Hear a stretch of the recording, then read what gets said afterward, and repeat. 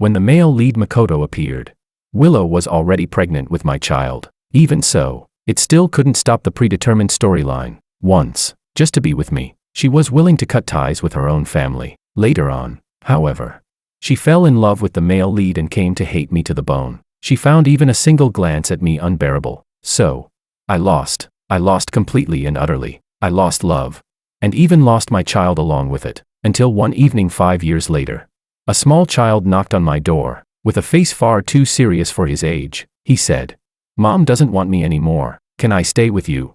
Chapter 1. I froze for a moment and said nothing. Jack pursed his lips unhappily, lifting his delicate little face. He spoke with exaggerated seriousness. The teacher said parents have the responsibility and obligation to raise their children. The half-open door interrupted the rest of his sentence. I stepped slightly aside and said calmly, "Come in." The dim yellow light inside the room illuminated his slightly widened eyes. For some reason, his eyes flickered. He lifted his chin and snorted softly before obediently walking in. After closing the door, I turned around and saw Jack looking around curiously. When he noticed me looking at him, he immediately withdrew his gaze, gripping the straps of his backpack nervously. He stiffened his little face and said, "My name is Jack Wong." It sounded like an introduction, but also like a reminder that he was the child Willow and I had together. I knew, the moment I saw him, I was already certain of who he was, because his eyes looked so much like Willow's. Seemingly disappointed by my calm reaction, he turned his head away unhappily and stopped looking at me. I placed his small pale yellow backpack by the entrance and took him to wash his hands. Then I said, "Let's eat first." Jack obediently responded with an "okay." By the time I brought the food to the table, he had already climbed onto the chair by himself. I asked him why he had suddenly come to find me. Jack lowered his head and poked at the small green vegetables in his bowl. His little head, round and dark, hung low as he mumbled vaguely.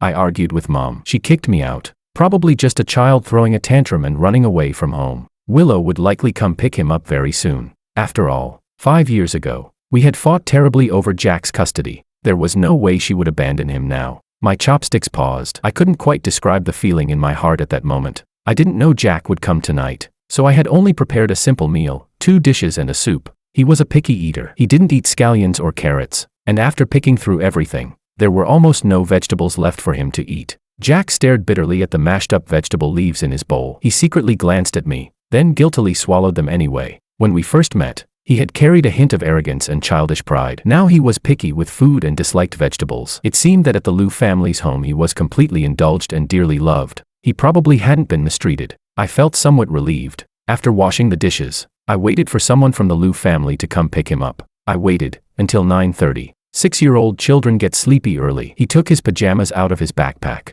glanced around the room with his eyes, then pouted and said, "There's only one bedroom. Are we sharing the bed tonight?" I looked at the clock on the wall. For some reason, no one from the Liu family had come yet, so I had no choice but to compromise. Shrugging, I said, "Yeah, you'll sleep with me tonight." I had thought Jack would throw a tantrum. After all, this small and simple one-bedroom apartment was naturally far less comfortable than living at the Liu family's house. But Jack merely pressed his lips together, his eyes flickering slightly. After washing his face, he huffed and puffed while changing into his pajamas, then kicked his legs and climbed onto the bed by himself. Just like at dinner, although he looked reluctant, he had still silently eaten all the vegetables I gave him. Under the blanket he wriggled around and around until a small mound formed. Somehow he pulled out a fairy tale book from somewhere, then revealed just his eyes to sneak a look at me before urging impatiently, "Dad, aren't you going to tuck me in?"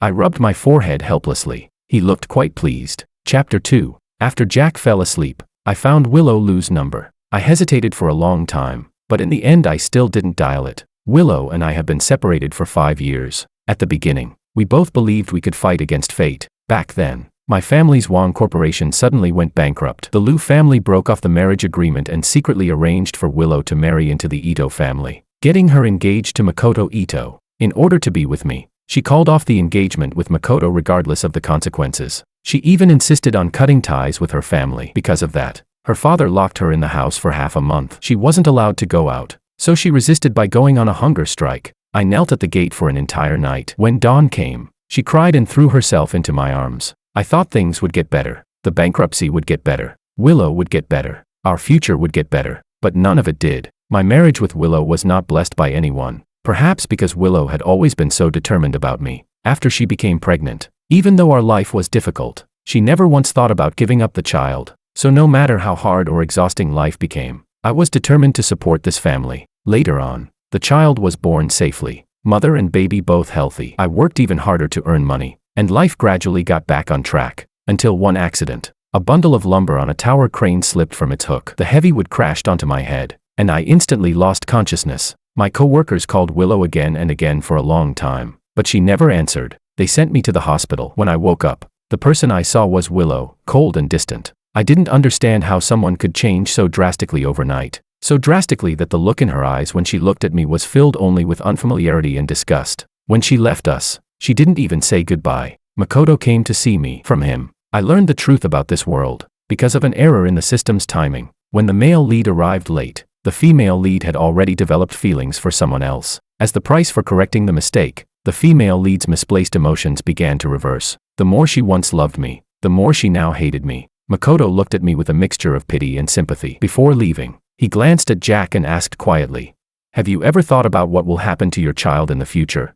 I suddenly froze, feeling somewhat lost. I didn't know who I should hate. Should I hate Willow for betraying me? But even she herself couldn't understand her own feelings. Should I hate fate? But what would that change? I couldn't change anything. At that time, my parents were also in a car accident on their way to visit me in the hospital. They fell into a coma and might remain vegetative for the rest of their lives. I was on the verge of collapse. Makoto's words kept repeating in my mind over and over again. I could only feel that this damn world was truly rotten. When I pushed open the window and looked down, Jack suddenly burst into loud cries. In my dazed state, a thought crossed my mind. If I died, what would happen to my son? Would this world even allow him to exist? Would Makoto tolerate him? Or would he, like me, be hated by Willow, abandoned by his mother once again, and eventually die quietly while everyone hoped for it? At that moment, it felt as though a voice was whispering to me, "Take him with you." As if I had lost my mind, I walked to the bedside, my hands trembling as I picked him up. But the next second, he suddenly stopped crying. With his reddened eyes, he looked up at me eagerly, as if no matter where we went, he had already decided to stay with me. I suddenly snapped back to my senses. I waved my hand as if trying to disperse those non-existent whispers. As a father, if all I wanted was to escape, wouldn't that make me unworthy of being a parent? Only then did I realize what kind of ridiculous thing Makoto's insinuations had almost pushed me to do. After Willow Lu returned to the Lu family, the old master of the Lu family quickly called for me. He wanted to fight for custody of the child. The meaning was simple. The child was less than 2 years old and would almost certainly be granted to the mother, let alone considering the huge financial gap between our two families. In youth, one never understands the taste of sorrow. The young master of the Wang family who once spent millions without a second thought had now fallen to such a miserable state. From beginning to end, Willow never appeared. She hated me so much that she wasn't even willing to look at me once. So I lost. I lost completely. I lost love. And I lost my child as well. It wasn't until something brushed against my arm that I came back to my senses. Jack hummed softly with his eyes closed and curled up, as if he had finally found a comfortable position and was sleeping soundly. He clutched tightly at the corner of my clothes, as if afraid that the moment he opened his eyes, I would disappear. Looking at his innocent, childish face, I couldn't help letting out a quiet sigh. If he knew that his father once almost tried to take him away in death, would he still come to find me? He would probably hate me before anything else. Chapter 3. By morning, Willow still hadn't appeared. I didn't know what she was trying to do. Back when the Lu family fought so fiercely for custody, the situation had been extremely ugly, yet now they could simply abandon him just like that. I woke Jack up early and drove him to school. The kindergarten he attended was not in the same city as mine, but fortunately it only took about an hour to get there by car. Before getting out of the car, he made me promise again and again that I would come pick him up after school. He clung to me, whining softly and refusing to let go. Then he suddenly noticed a car in front of the kindergarten gate. His eyes lit up. He hurriedly pulled me along and walked toward it. When we got closer, he deliberately slowed down, pretending casually to stand in front of a chubby little boy who had just gotten out of the car. As if on purpose, Jack swung our joined hands right in front of him. Then, in a loud voice that everyone could hear, he asked me, "Dad, you'll come pick me up after school, right?" It was the first time Jack had called me Dad. Perhaps because I had been absent for 5 whole years, even when he knocked on my door last night, he had never once called me that on his own. The chubby boy stared at me and said skeptically, "If you have a dad, why has he never brought you to school before?" Jack snorted and replied with a look of disdain, "My dad is a very busy man. He took time off specially to bring me to school today." He emphasized the word specially. Holding my hand, he walked all the way to the kindergarten gate in front of everyone, as if showing me off. making sure everyone saw. Before parting, he asked awkwardly once more, "You'll come pick me up, right?"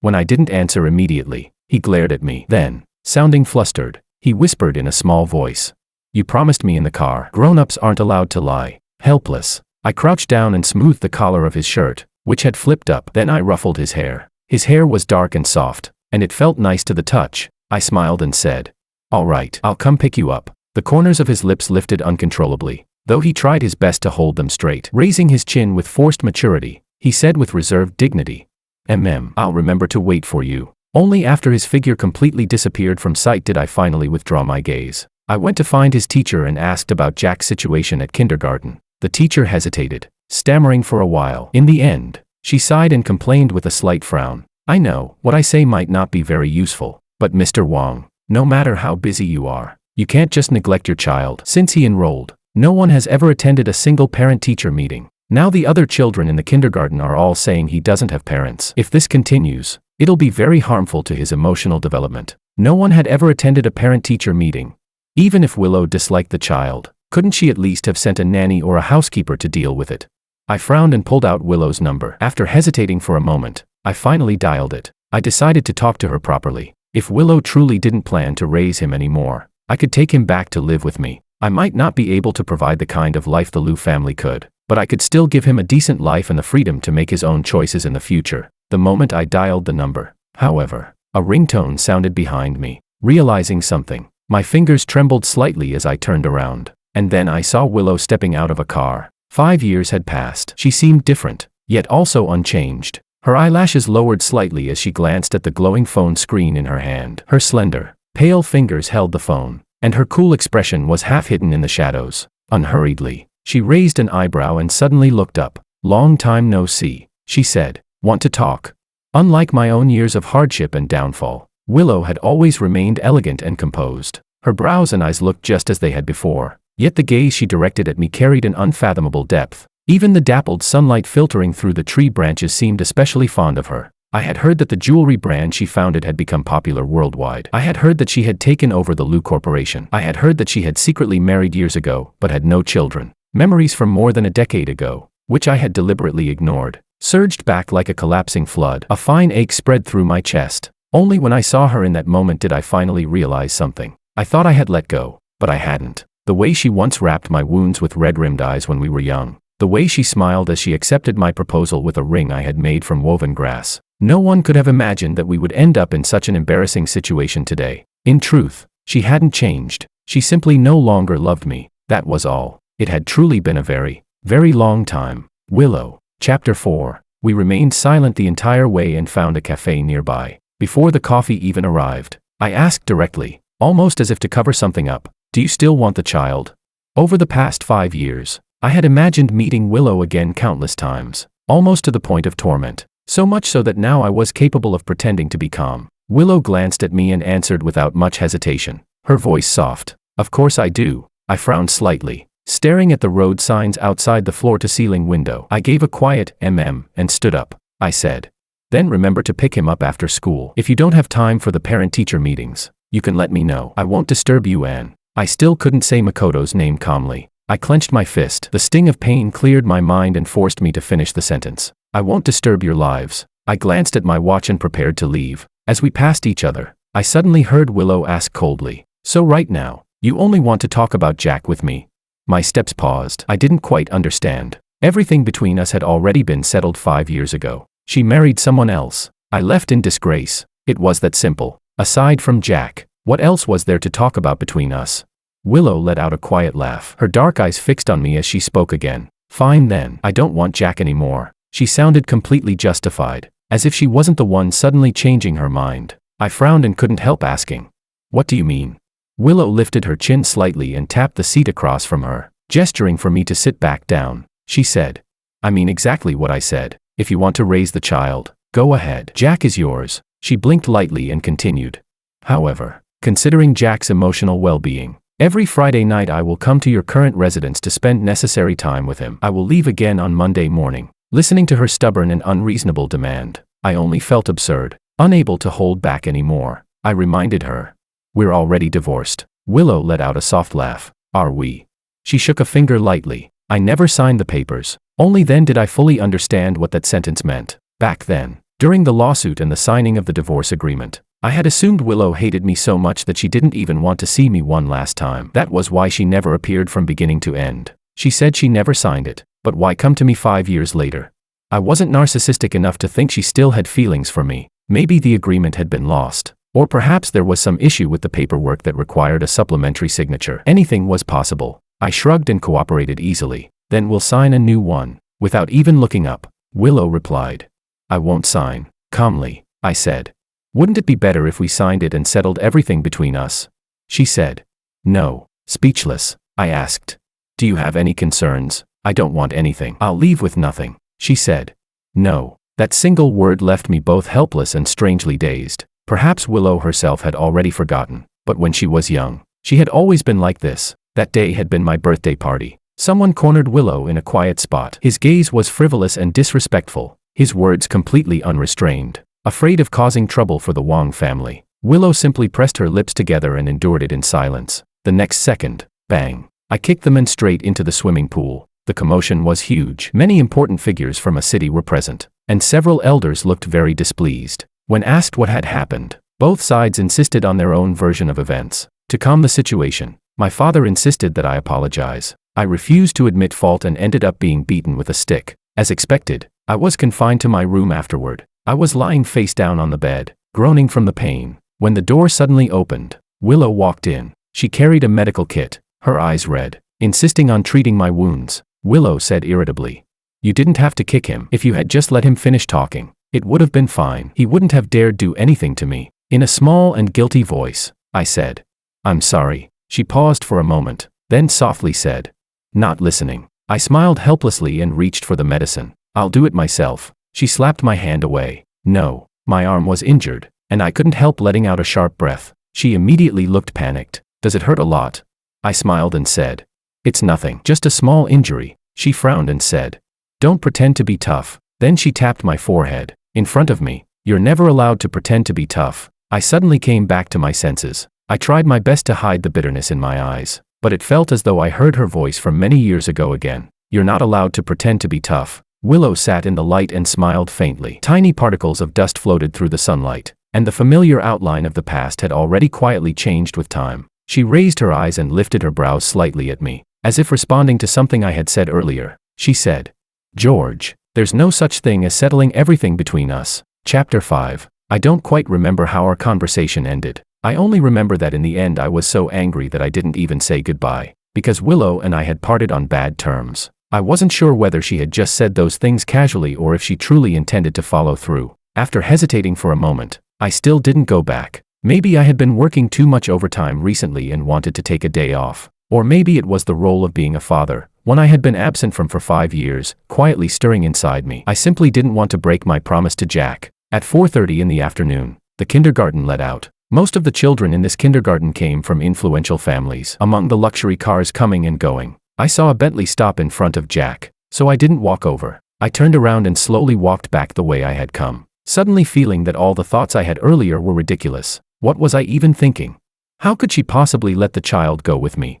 The Bentley quickly drove away, kicking up thick dust as it passed by. For some reason, I suddenly thought of that young, childish face. We probably wouldn't see each other again. Almost unconsciously, I turned back to take one last look. After the car left, the road across the street, previously blocked from view, came into sight. Jack was standing alone at the kindergarten gate. His round eyes met mine across the distance. His eyes immediately lit up. He was about to run toward me when the teacher beside him quickly raised a hand and stopped him. He frowned, looking a little angry as he said something to the teacher, afraid he might dash across the street recklessly. I realized that before I even thought about it, I had already taken several steps toward him. The teacher saw me and finally allowed Jack to come over. He ran toward me, panting slightly, his dark eyes shining brightly. Only when he got close did he slow down. Even then he pretended not to care, looking shy yet happy as he said, "Why, you really came to pick me up."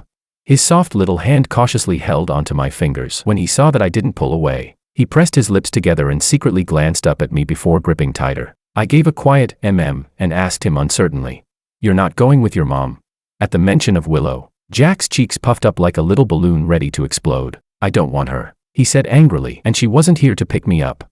She said it's very tiring for you to drive me to and from school. She said if I keep insisting you pick me up every day, it'll bother your work. Looking quite proud of himself, he continued confidently, I'm not as dumb as she is. Today I talked to the teacher about transferring schools. That way you won't have to spend so much time driving me to school anymore. He lifted his little face, looking expectantly at me as if waiting for praise. I couldn't help patting his small head. The road home was heavily congested. After stopping by the market to buy groceries, the sky had already begun to darken by the time I held Jack's hand and walked home. As if remembering something suddenly, he muttered casually, "Oh right, Dad, tomorrow after school a driver will come pick me up. Mom said I should go home tomorrow and take all my clothes with me, but I'll still come back to sleep here. Don't forget about me." Tomorrow was Friday. I instinctively tightened my grip on the plastic bag containing the ingredients for braised pork. After a brief pause, I said, "Okay, children tend to forget things quickly. Perhaps after just one weekend, his family would coax him back home and he would forget all about this. Every time we meet,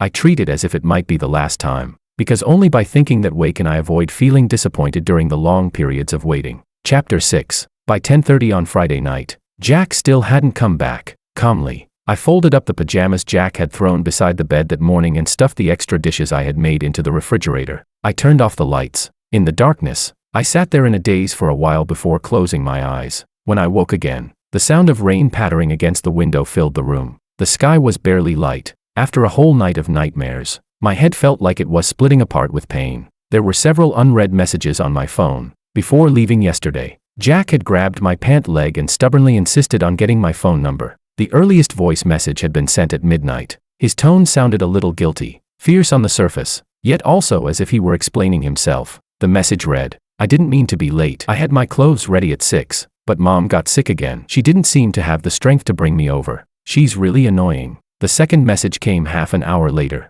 This time he sounded cautious, with a faint sob in his voice. "Dad, are you angry? Did you stop wanting me again? I don't want to stay here either. But I can't do anything about it. I don't have the driver's phone number." The last message had been sent 10 minutes ago. He had taken a photo of the instructions on a box of fever medicine and asked what the words said. Then he asked whether children could take that medicine. I immediately called him back. The call was answered within a second. Soft sniffing sounds came from the other end. "Dad." My phone had automatically switched to do not disturb mode during the night. I could hardly imagine how anxious and helpless Jack must have been the entire night. I had to stay calm. Taking a deep breath, I gripped the phone tightly and asked in as steady a tone as possible, "Do you have a fever? Where exactly do you feel unwell?" A sneeze sounded through the receiver. Instead of answering my question, he asked cautiously, his voice thick with a cold, "Dad, can you come pick me up?" I already knew the answer. I couldn't refuse. Chapter 7. Following the location Jack sent me, I arrived at a villa district in a city. It seemed someone had informed security in advance, because the guard didn't give me much trouble and let me in easily. Standing in front of the house, I couldn't help feeling that the villa looked strangely similar to my old home. Just as I was about to press the doorbell, a hand suddenly reached out and blocked me. Through the doorbell camera screen, I saw Makoto's reflection. My heart sank, and the tension in my chest tightened instantly. Makoto frowned, clearly confused. His left hand landed on my shoulder as he asked, "George, what are you doing here?" I shoved his hand aside. Under his stunned gaze, I said expressionlessly, "I'm here to pick up Jack." Makoto froze for a moment. Then, as if recalling something, he said meaningfully, "Honestly, we shouldn't have fought you for custody back then." He adjusted his glasses and continued in a helpless tone, "You know how it is. Willow doesn't like that child. He's stubborn and difficult, no matter what. He refuses to call me Dad." Then he added casually, "Oh right, you experienced that before, didn't you? Going against the protagonist never ends well." He said it with a joking smile, but that single sentence dragged me straight back to that freezing winter 5 years ago. This time, however, I replied immediately, "He already has a father. He doesn't need a second one. As for the bad ending you mentioned," I stepped closer to him and stared directly into his eyes, speaking word by word, "You know exactly what happened back then. You should also know that I have nothing left now. There's nothing else I can lose. If you want to try something, go ahead." I smiled faintly. My life's already worthless anyway. If that day really comes, before I go, I'll make sure to take you with me. Makoto instinctively stepped back, clearly not expecting me to threaten him so directly. He clenched his teeth but said nothing. Ignoring him, I pressed the doorbell. Not long after, the door opened outward. Behind it appeared a pale, tired-looking face. Willow clearly hadn't expected to see me here. Subconsciously, she asked, "How did you?" In the next instant, her gaze turned cold. Almost indifferently, she said. Get out. Because of Makoto's appearance. Was everything from 5 years ago about to repeat itself? A trace of self-mockery tugged at the corner of my lips. I said, "Don't worry, I'll leave once I take Jack." But unexpectedly, Willow suddenly grabbed my wrist, as if she had finally lost her patience. Without saying a word, she dragged me inside the house and slammed the door shut with a loud bang. Before the door closed, I clearly saw Makoto's smug smile freeze on his face. I stared blankly at Willow. Wait, did she mistake me for someone else? Chapter 8. The place where our skin touched was burning hot. The scorching sensation told me it wasn't an illusion. Willow lowered her voice and explained. I wasn't talking about you. Only then did I realize that I might have misunderstood something. Feeling slightly embarrassed, I withdrew my hand. She simply stared down at her now empty palm. Her fingers curled slightly before she picked up her phone and called the security guard. With a cold expression, she said, "Didn't I tell you not to let him in?" From the other end of the phone came a chaotic stream of apologies, followed by something else I couldn't quite hear. Not long after Willow hung up, the other party sent over a surveillance video. She handed the phone to me. I looked confused, so she explained. I never invited Makoto here. He sneaked in behind you. When I didn't take the phone, she shoved it into my hand impatiently and then carefully folded my fingers around it one by one. With a serious expression, she said, "Evidence. Hold on to it." That was when I caught the faint smell of alcohol. Wasn't Willow someone who got drunk after just one drink? Only then did I realize that the Willow standing in front of me seemed a little different from usual. My vision darkened slightly. Other than me, probably no one knew just how troublesome Willow could become when she was drunk. Under Willow's watchful gaze, I had no choice but to steel myself and finish watching the surveillance footage. She stood beside me the entire time. When the video ended, she stared at me expectantly, clearly waiting for my review. I laughed nervously and awkwardly tried to change the subject. "You seem to have a fever." She reached out and touched my forehead. After thinking about it very seriously for a moment, she said solemnly, "Seems like it." Great. Completely hopeless. I couldn't help sighing. At that moment, Jack came trudging out of the room, dragging a suitcase almost as tall as his shoulders. When he saw me standing in the entryway, he froze. Then he dropped the suitcase instantly. His eyes were already red as he ran toward me. "Dad." Willow looked displeased. She pulled Jack's hands off my leg and said indignantly, "Don't call him that randomly. That's my husband." Jack stumbled from the push. His little face was flushed from the fever, and he looked so angry he was about to cry. Staring at her fiercely, he shouted, "Are you a robber or something?" Dad clearly came here to find me.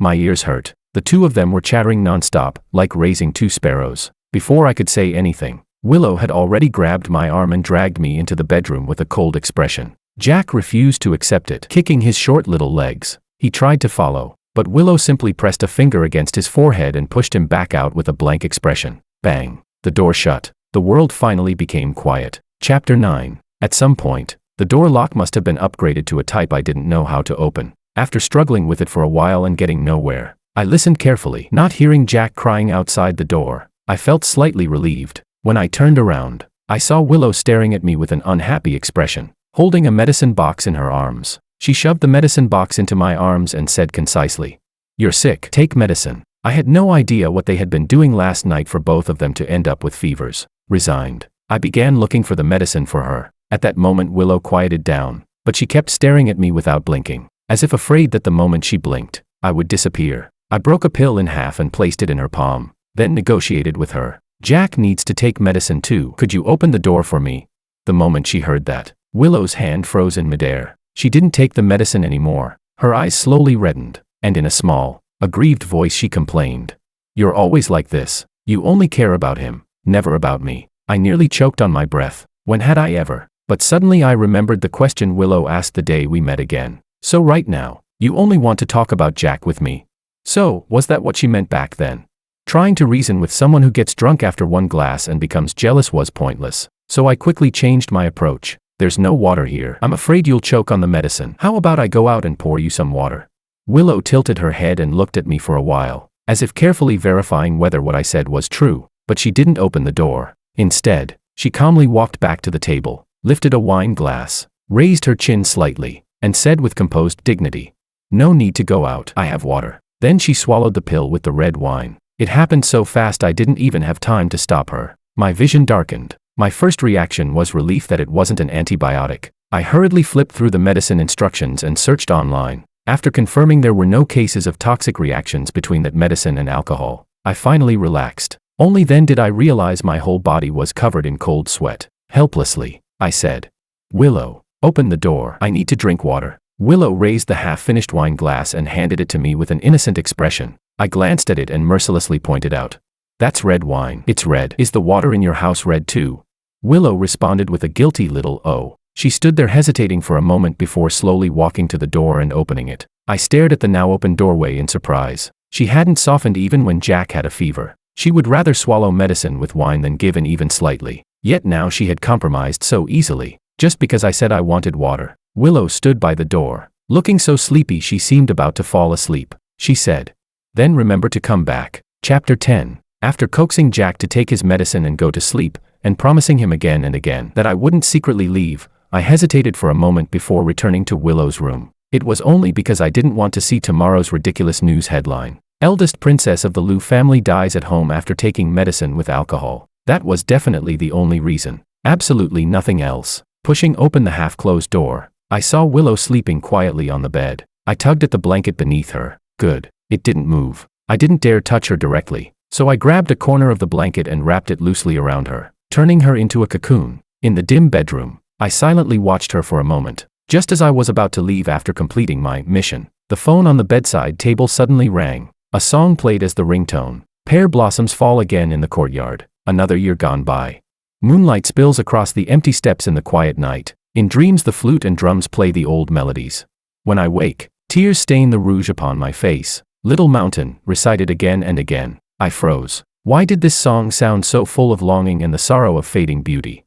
The caller was old Master Liu. No matter what, this was not a call I should answer. I had just turned to leave when a hand suddenly grabbed my sleeve from behind. The thin blanket slipped from Willow's shoulder. She clutched my sleeve tightly, her expression dark as she stared at the ringing phone. As if afraid I might leave, she dragged me quickly to the door and locked it in front of me. Then she poured the remaining wine from the bottle into a glass, and dropped the phone into it. The phone kept ringing stubbornly in the wine for a while before the screen finally went dark. After finishing all that, Willow turned to look at me, blinking. She said, "Hide." What the hell? Anyone who didn't know better would think someone was about to come catch us cheating. I assumed old Master Liu was coming and she wanted me to hide. The thought made me feel both embarrassed and miserable. I shrugged. "There's no need for that. I'll leave right away. I wouldn't put you in a difficult position." But Willow said nothing, and she still didn't let go of my sleeve. She first dragged me to the walk-in closet, trying very hard to walk in a straight line, but still stumbling crookedly. So she still wasn't sober. The closet was half open, with no wardrobes large enough to hide someone. Unsatisfied, Willow dragged me back out. She searched around the bedroom for a while before staring thoughtfully at the bed. Then she ordered me to hide under the blanket, and got angry when I didn't listen. The moment I poked my head out from under the covers, I heard Willow muttering to herself, "No. I should hide too." I was speechless. "Hide in your own house." The next moment, she climbed under the blanket with me. Darkness covered everything. I heard her sigh in relief as she murmured, "Now nothing will happen." My heartbeat suddenly skipped. For some reason, a memory surfaced in my mind. 5 years ago, Willow Liu had nearly broken ties with the Liu family for me, until the day she received a phone call from old Master Liu saying he was critically ill. The illness had been fake. Willow was trapped at the Liu family home and couldn't return. Meanwhile, rain poured down outside. A tower crane operating illegally slipped its load. I was rushed to the hospital. After that day, storms came from every direction, and everything changed. My parents were in a car accident. Willow's love and hatred were reversed. All the cruelty fate threw at me completely crushed me. I didn't know what to do anymore. I was just so tired. A trembling fingertip touched my cheek. Willow's breath was burning hot from the fever as she wiped the corner of my eye. She said seriously, "It's okay. They won't find us." My vision blurred. Only then did I realize I had started crying, but I couldn't say a single word. With a bitter smile, I said, "I really can't stand you." I couldn't stand her appearing again. I couldn't stand her pushing her way back into my life. I couldn't stand the fact that she had done nothing wrong. Willow grew quiet. She softly said, "Oh." Tilting her head, she asked in confusion, "Do you hate me now? Did someone cast the emotion reversal magic on you too?" My tears finally fell. When I still didn't answer for a long time, she suddenly said, as if trying to distract me, "Shoo, the flowers are falling." But there were no flowers here, and no magic. She had never told me to hide because she was trying to cover something up. What she meant was, hide. Don't let fate find you. Chapter 11. That evening, I took Jack with me. He clung to me and refused to let go. Willow's phone was broken. and she had fallen asleep again. I asked Jack if he knew the housekeeper's phone number. Jack pulled out his children's smartwatch and tapped on a contact name. In his clear, childish voice, he said loudly, "Aunt Lynn, my mom has a headache again and drank alcohol. Can you come to the house?" The person on the other end agreed quickly. She seemed very accustomed to Willow being like this. I couldn't help asking him, "Does your mom often have headaches?" Jack answered as if it were the most natural thing in the world. "Yeah, mom always has headaches. When she feels bad, she drinks a little wine. It works better than sleeping pills. Willow used to get drunk after just one glass. In the past, I was always the one who helped block drinks for her. Now she was using alcohol as medicine." When Aunt Lynn finally arrived, I pulled a suitcase with one hand and held Jack's hand with the other. Every few steps, he would turn his head to look behind us, as if worried that Willow might suddenly appear like she had that morning and take him away. Just before we stepped out of the gate, Aunt Lynn suddenly called out to me. She told me that Jack's transfer procedures had already been completed. From now on, we wouldn't have to keep traveling back and forth between South City and a city. I paused, surprised it had been handled so quickly. After thinking for a moment, she added, "Actually, Willow usually isn't like this." It was obvious she had seen the mess in the bedroom earlier. With some difficulty, she continued, "As for today, today was probably just an accident." I smiled. I know. How could I not know? When Willow first drank alcohol at 18, she had taken only a single sip before collapsing asleep on my shoulder. When I carried her home, she suddenly stood up again. I thought she had sobered up, but instead, with a completely expressionless face, she poured an entire bag of fish food into old Master Lou's beloved fish tank, mixed the kitchen sugar into the salt jar, and casually tossed the key to the confinement room into the pond. Her eyes were unfocused and her steps unsteady, yet she stubbornly dragged me to sit under a tree and refused to let me leave. Then she began weaving something with her hands. Petals drifted down in the wind. I looked up, and through the falling rain of petals, I met a pair of bright eyes. She stared at me blankly for a moment. Then she raised a pair of rings woven from grass and urged me, "Don't waste such a romantic atmosphere. Hurry up and propose to me." After we exchanged the rings, she added, "One for each of us. Don't lose them." Then she completely passed out. The next day when Willow remembered everything she had done, she was too embarrassed to even look me in the eye. From that day on, she never touched alcohol again. Thinking about the past, I couldn't help smiling again, but when I lifted my head, I saw that Willow had woken up at some point. She stood at the top of the stairs, looking down at me. Jack reacted as if facing a great enemy. He grabbed my hand and immediately pulled me toward the door, whispering urgently, "Dad, let's go." Willow didn't chase after us. I only heard her say softly, "See you next time." So soft as the lips I once kissed that year, as soft as the moment I held that grass ring and proposed to her, so soft that it almost felt like nothing more than my own illusion. Then, until next time, if there is still a next time. Chapter 12. After Jack transferred schools, his new kindergarten was very close to my home. For nearly a week afterward, Willow didn't appear again. I was almost getting used to this kind of life, until one day, the editor-in-chief suddenly called me into her office. Her expression was strange as she asked indirectly, "George, does your family happen to have some kind of powerful background?" I looked confused. "Huh?"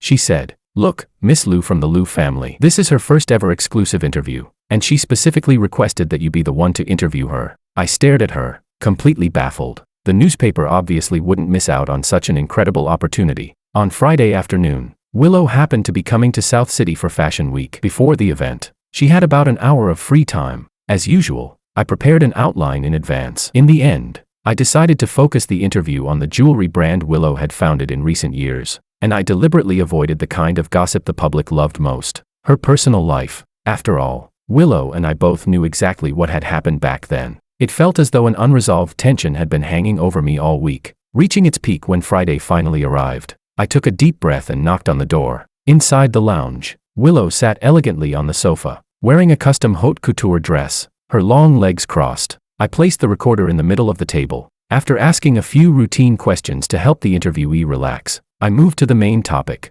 "I've heard that the Lou Group had never been involved in the jewelry industry before. What opportunity led Miss Lou to establish the flower brand?"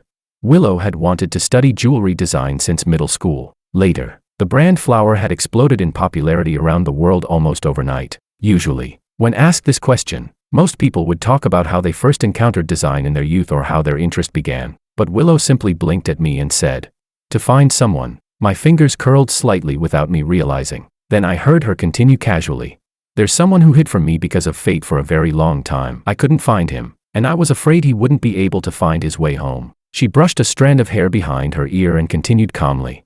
Flower appearing all over the world was never a coincidence. The giant screens in shopping malls and subways, the collaborations with major IP brands, you can see Flower advertisements everywhere. Looking at me, she smiled softly. This was our agreement. If one day he sees Flower, I want to tell him, don't pretend to be strong. I'll keep waiting for you to come home. My hand trembled. I dug my fingernails hard into my palm, forcing myself to remain calm as I moved on to the next question. As far as I know, aside from Flower's designs, the brand is also widely known for its charitable work. For every order placed, Miss Lu donates a considerable amount of money, Willow replied. That's right. Every year we allocate a portion of our income to charitable causes, she added. Just like the Flower brand you mentioned, every year we donate part of the funds under my husband's name. I finally couldn't hold back anymore. Turning off the recorder, I said helplessly, "Hey, can we be a little serious? This is work." Willow blinked and replied calmly, "I'm being very serious. That really is the reason Flower was founded. Or are you trying to guide me to answer in a certain direction?" Her tone carried a faint hint of teasing intimacy. She added, "Mr. Wang, you didn't used to be like this. Treating people differently like that isn't very professional, is it?" I was speechless. The question had been thrown back at me, so I had no choice but to turn the recorder on again and continue documenting the interview. She said, "I've already made a will. After my death, part of my assets will go to charity, and the rest will be placed in a trust and entirely belong to my husband. Yes, you can understand it that way. If I die, he will become the sole beneficiary." Then she said, "What, you mean my son? It's fine, as long as he doesn't starve." I was completely speechless. I barely managed to finish the entire interview process. Before I could say the usual closing remarks, Willow suddenly asked, "Where's the ring?" Almost instinctively, I replied, "I lost it long ago." She walked closer to me with an unreadable expression. Then she raised her hand. In her palm lay a ring woven from grass. She said, "If you lost it long ago, then what is this?" I froze. Subconsciously, I touched my pocket. It was still there. Damn, I'd been tricked. When I looked up again, Willow was staring at me with long dark eyelashes and a faint, knowing smile. My disguise had been exposed, and I suddenly felt both embarrassed and irritated. Chapter 13. Speechless, I asked. "What exactly are you trying to do?" She replied, "Isn't it obvious enough?" Willow sat back down, her expression cool as she said, "I'm piecing together the future that should have belonged to us." This was a wound that had never healed for me, something I couldn't bear to touch. I didn't want to face it. I didn't want to repeat the same mistakes, and I couldn't imagine whether one day in the future Willow might look at me again with that same cold, disgusted gaze. But then I remembered Willow's inexplicable headaches. I remembered how someone who never drank alcohol had begun using it to numb herself. I remembered the trust in her will, and I remembered that conversation from years ago, until we met again after all those years. Only then did I learn that after I threw everything away and ran from it all, there had been someone searching for me the entire time, as if she had seen straight through my thoughts. Willow said, "Remember to leave the door open for me tonight." I didn't understand. What? She slowly smiled and reminded me meaningfully. "Today is Friday." For some reason, I suddenly remembered the day we reunited, when she had said, "For Jack's emotional well-being, I'll come to your place on Fridays to spend time with him." For some reason, that memory made me panic a little. I quickly said, Well, the interview's over, right? I should get going." Then I suddenly remembered, I hadn't turned off the recorder earlier, which meant all the nonsense we said afterward had probably been recorded too. Flustered, I reached for the recorder on the table, only to realize it had already been turned off. Willow let out a soft laugh. Looking as though she had seen through me completely, she teased, "Look at you panicking. I turned it off for you already." At that moment, her assistant opened the door to remind her that the event was about to begin. Willow stood up and waved at me. A scattered gust of wind blew through the room, and I heard the faint rustling sound. When I lifted my eyes, I saw the wind pass behind Willow's silhouette, and the flowers of 18 years old fall once more. Chapter 14. My mind was a mess. I refused the assistant's suggestion that I wait for Willow to finish her event so we could pick Jack up together. Instead, I went alone to the kindergarten gate with my backpack. Many parents were gathered outside. Children were gradually being picked up one after another, but Jack hadn't come out yet. Then I saw Makoto. I didn't know what had happened to him, but he looked far more haggard than the last time I saw him. He pushed through the crowd and walked up to me. With a cold laugh, he suddenly said, "You must be feeling pretty proud of yourself right now, huh?" I frowned, not understanding what he meant. He muttered to himself, "I should have realized it earlier. The little one is sick." And the big one's brain isn't working either. I shouldn't have believed Willow had already given up on you. I even brought Jack to find you. So that night, it had been Makoto who brought Jack to me. Because of the system's interference, Willow had searched for 5 whole years and still couldn't find me. Maybe Makoto thought Willow had finally given up on me. Or maybe he thought that after abandoning Jack, the burden, he could find a way to win Willow over again. He said, "Back then she hated you so much." After the Liu family locked her up for more than 10 days, the first thing she did after getting out was go to the hospital to see you. She had headaches so bad she fainted and was hospitalized. Everyone hid the truth from her and forced you to divorce her. When she woke up, the first thing she did was look for you again. Grinding his teeth, he said, "I spent 5 entire years trying to win her over. Even a stone should have warmed up by now. But one of them wouldn't acknowledge me as a father even though he never had one. And the other would rather suffer in pain than accept me. Both of them, so damn stupid." Just then Jack came out of the kindergarten. When he saw me, his eyes lit up and he ran toward me. Makoto seemed to calm down slightly. With a dark expression, he said, "Do you know what she did afterward? She went to the hospital and had surgery. She'll never be able to have children again. Jack will be her only child. And she even made a will leaving all her property to you. For the system, a female lead like that has no more value to conquer. My mission failed. According to the system's judgment, no matter how the one carrying out the mission intervened, the female lead's established character had already completely collapsed. So the mission failed." Hatred filled his eyes. Suddenly, I had a terrible premonition. The next second, Makoto rushed toward Jack. I saw the dagger hidden in his sleeve and immediately grabbed his arm to stop him. But he shook me off and thrust the knife toward Jack. There was no time to dodge. I could only step in front of Jack. In that instant, countless memories flashed through my mind. I remembered the day I stood by the window, looking down, when Jack's crying suddenly sounded behind me. I remembered Makoto finding me back then, smiling as he threatened me. Once there's a stepfather, there's always a stepmother. His good days are still ahead of him. I remembered the night Jack had a fever, when he sent me voice messages crying, asking, "Dad, did you stop wanting me again?" I remembered sitting by his bedside, feeding him medicine, when he suddenly hugged me and whispered, "Dad, I love you." A dull pain struck my back. Jack had been frightened. His small hands clutched tightly at my clothes as he burst into loud tears. My face turned pale as I turned around. The kindergarten security guards and several parents had already pinned down Makoto, who was laughing like a madman. At that moment, Willow finally arrived. She ran over, grabbed my hand, and said anxiously, "I'm sorry, I came too late." My vision blurred. I shook my head and slowly closed my eyes as my voice weakened. "No, you found me. You found me within fate." The next second, Willow angrily pinched the point under my nose and snapped, "Stop acting pitiful. He stabbed your notebook in your bag. What are you pretending for?" I was speechless. At that moment, I thought, perhaps when that petal fell earlier, I had regained the courage to fight against fate again. If love means being brave, then no matter how difficult it becomes, you will still stand in front of that person without hesitation. The wail of ambulances and police sirens approached. Under the setting sun, the shadows on the ground tangled together closely. Willow suddenly spoke again. With a cold snort, she asked, "The ring, did you really lose it?"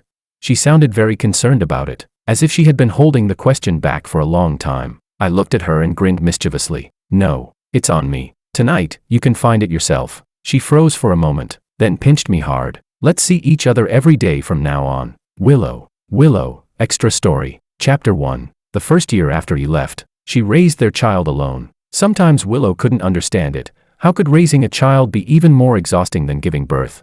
Such a tiny little creature, yet when he cried, his voice could pierce through 3 entire floors. Even when his throat grew hoarse, he still refused to stop. But sometimes, when she woke suddenly from dreams in the dead of night, she would still think of him. Emotion and reason were constantly fighting each other. Back then she had been unable to accept the reversal of her feelings and had fainted, ending up in the hospital. When she woke up again, he had already disappeared. Old Master Liu told her that he had taken 2 million yuan and agreed to the divorce. After that, he vanished from the world without a trace. She didn't care whether that story was true or not. She was only confused. Was she really worth only 2 million?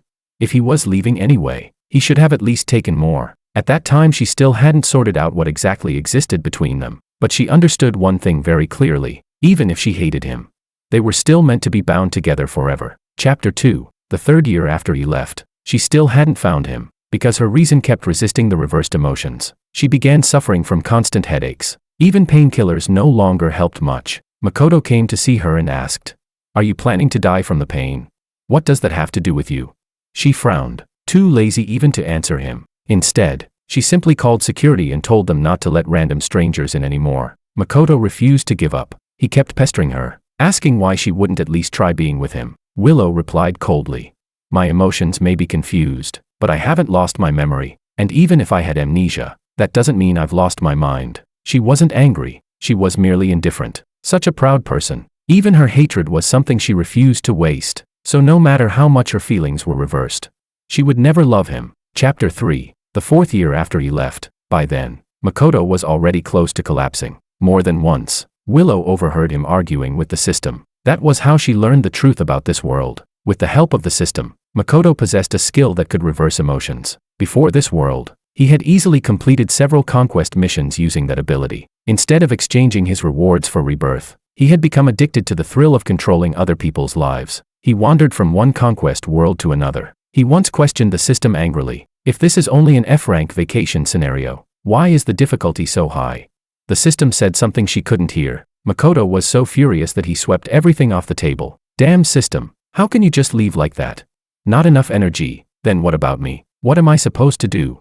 He even stopped her in the street once, pleading in a low voice, "You just have to like me. Once I finish the mission and leave this world, you'll be able to meet him again." Liar. She didn't believe him. Looking at the men standing in front of her, broken and desperate, she felt a strange sense of satisfaction. Suddenly she thought of George from years ago. When she woke up back then, the only thing he had left behind was a divorce agreement with his signature on it. She still didn't understand why things had turned out that way, but she did understand one thing. People should always pay the price for their choices. So there was no need to complete any mission. Let everything end in this world. Let them all die. After all, she didn't find any of it very meaningful anymore. Chapter 4. The 5th year after he left, Jack ran to her and had a huge argument with her. Every time there was a parent-teacher meeting, he never told anyone at home. When she asked why, he only said he wanted his dad to attend, not his mom. His little body trembled, his voice filled with anger, grief, and frustration. He shouted, "You're a bad mom. It's been so many years and you still can't even find dad." They had been arguing like this for years. Willow only felt wronged. After all, she was the one who wanted to find him the most. Her head began to hurt again, perhaps because she had stayed in this world too long. The system's energy had weakened. She had gradually grown used to this kind of pain. Annoyed, Willow pushed him away. "Then go find him yourself." Jack angrily turned and walked away. "Fine, I'll find him myself." But those words suddenly seemed to awaken something in her. She paused, then called out to him, "Do you still remember Uncle Ito?" Jack responded reluctantly. Willow said, "He's the only one who knows where your dad is." Just because she couldn't find him didn't mean others couldn't. Because of the system's interference, she had been unable to discover any trace of him. But perhaps, in reverse, the system itself could be used to locate him. Jack's eyes widened with excitement. Really? From that day on, she stopped searching for George's whereabouts. She deliberately gave Makoto a faint sliver of hope, as if she had completely given up. Only she knew the truth. Give up? Not a chance. Chapter 5. She actually found him. Chapter 6. All she had asked Jack to do was go home and grab some clothes. Yet somehow he managed to drop his smartwatch into the lake. Now he was crying and making a fuss about wanting his special watch back. It was unbearably noisy. Even when she bought him a brand new one, he refused to accept it. When she asked why, Jack sniffled and said, "It has Dad's phone number in it." George's phone number. Her chest tightened painfully. Even she didn't have that number. So she bent down and searched the icy lake inch by inch. She fished in the freezing water for an entire night. Jack squatted by the lakeside holding a flashlight for her. His cheeks puffed up in determination. Behind him, the villa glowed brightly in the dark. Before long, rain began to fall again. When she finally retrieved the watch, Jack happily transferred the SIM card into the new one. Then he tossed away the umbrella and flashlight and ran off on his short little legs. Willow was furious. Both of them were so heartless.